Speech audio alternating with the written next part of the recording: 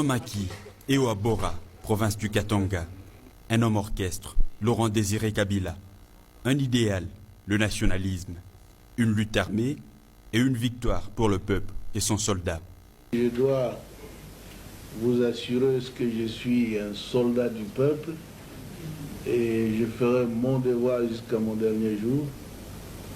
Je veux que mon pays soit totalement libre et en tout cas un pays moderne qui se développe, où sur le plan social, nos villages doivent être transformés. Un idéal et une vision qui méritent d'être expliqués. Au souverain primaire d'abord. Mais Laurent Désiré Kabila décide également de porter son message auprès de la communauté internationale en bloc, mais aussi auprès des différents partenaires privilégiés, pris séparément. Sans oublier de personnalités mondiales de premier rang, comme le souverain pontife.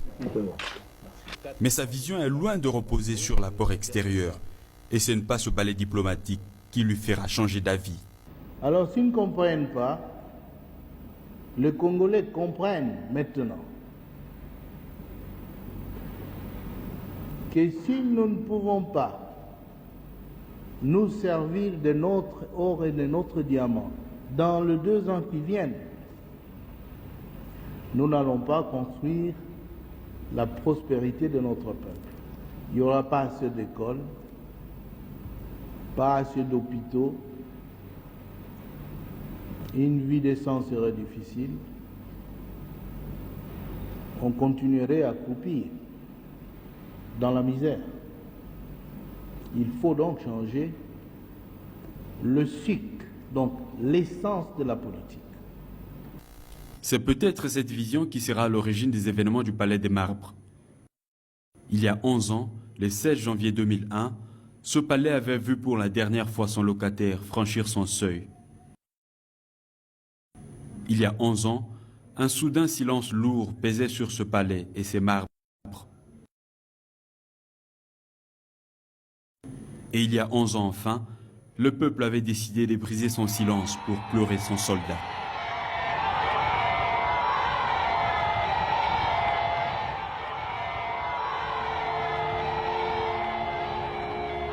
De chefs d'État, de personnalités de tous ordres, aux côtés du peuple pour rendre les derniers hommages à celui qui vient de partir.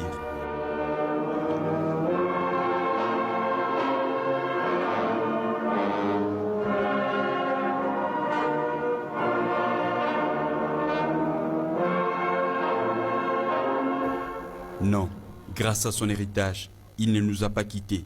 Et Abdoulaye Yerodia, l'un de ses vieux compagnons de lutte, semble l'avoir compris. Vous regardez et que vous ne me voyez pas. C'est ça donc la mort. Je refuse que vous soyez mort. Nous refusons que vous soyez mort. Parce que, Monsieur le Président,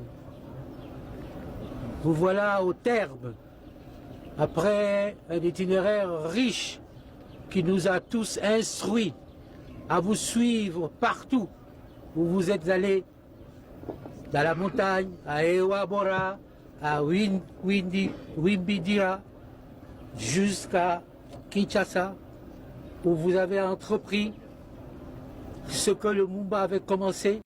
10 ans après, les idéaux de Laurent Désiré Kabila qui prenaient la prise en charge des Congolais par eux-mêmes ont survécu à l'épreuve du temps. Et à chaque étape de l'histoire, chacun pourra juger et dire si les pays les observent, s'en rapprochent ou s'en éloignent.